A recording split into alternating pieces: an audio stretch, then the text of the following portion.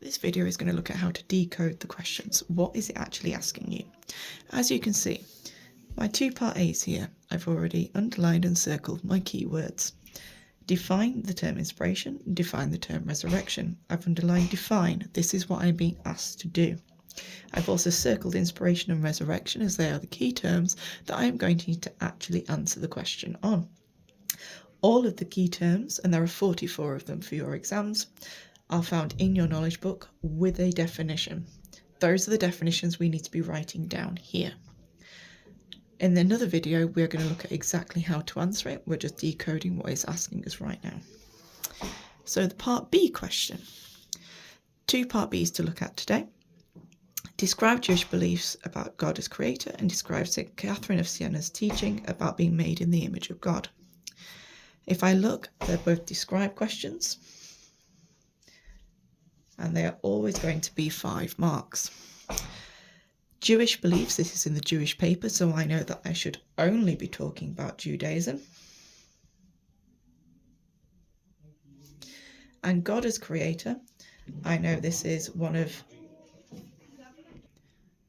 the natures of God, and there are 5 in Judaism, so I know it's a nature of God.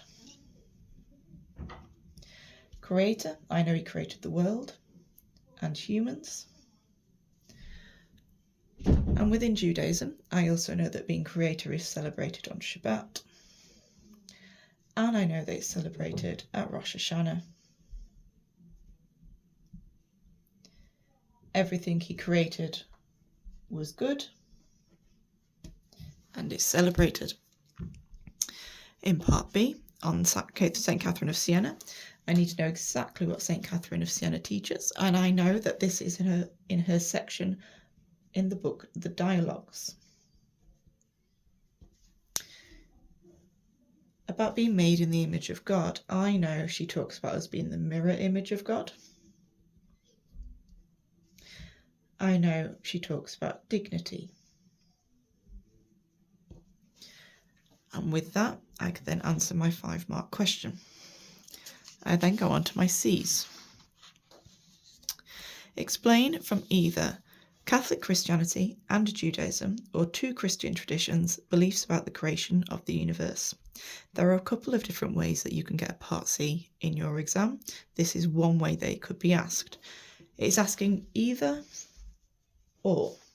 So I'm looking for a paragraph on Catholic Christianity and Judaism. So Catholic versus Jewish. Or I'm looking for 2 Christian traditions, and that would be Catholic versus other Christian. And their beliefs on how the world was created. Creation of the universe. So after I've chosen which one of these I'm going to do, I know how I'm going to answer this bit. So I would either do Catholic and I'd put Jewish, or Catholic and other Christian. For this one, I'm going to look at Catholic and other Christian. Catholic belief is God and science together. Other Christian belief is just science. No, it's not. It's just Bible. Just testing you. It's just Bible. So God and science, I'm looking at Big Bang, and I'm looking at Genesis 1. I also need John Paul II. Just Bible is Genesis 1.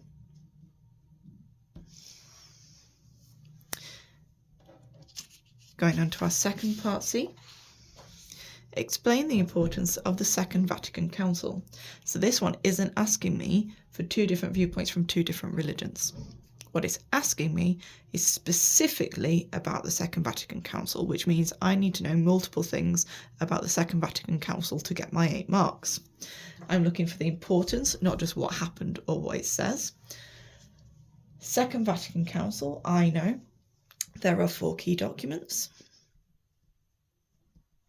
They made changes to the church. I'm going to need to look at the importance of the documents and the changes that they made to the church. So I know that I have De Verbum, which is about the Bible, Sacrosanctum,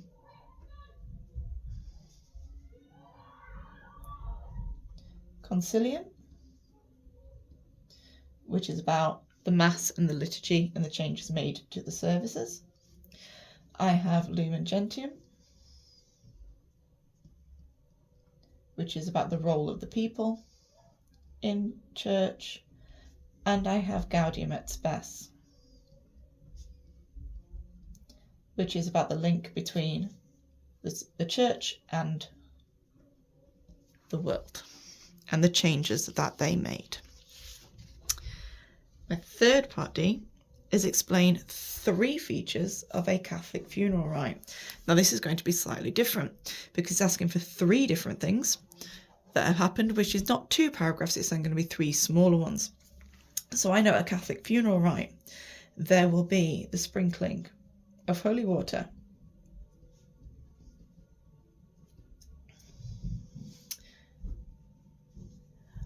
I know there will be a eulogy and a homily linking with the Bible references. I also know that as part of the service, there will be links back with the gospel readings to Jesus and his resurrection.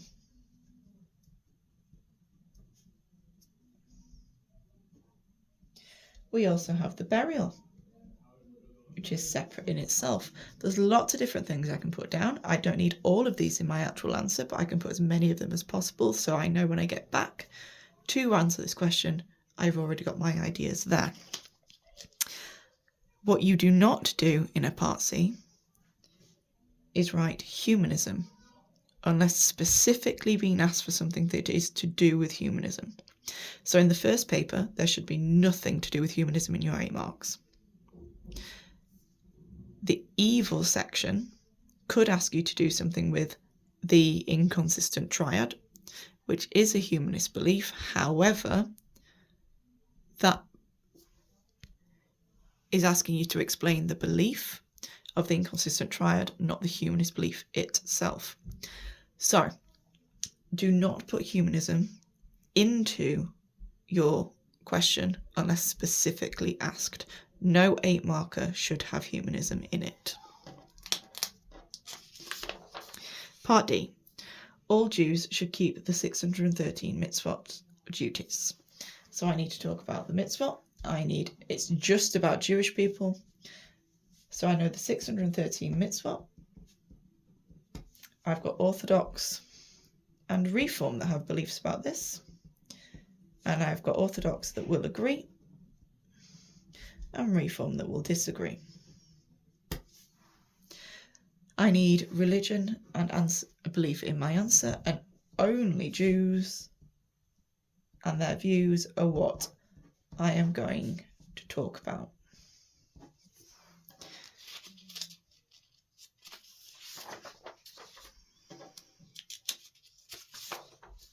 Euthanasia is never acceptable. This one is in the second paper, the applied paper.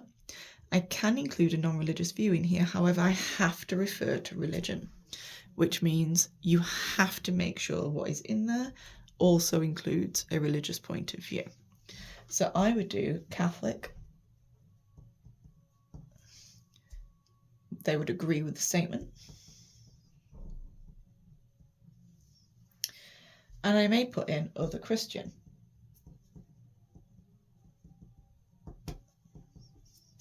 Who may disagree with the statement, but not for the reason that they think it's right, but because it might be the most loving thing to do.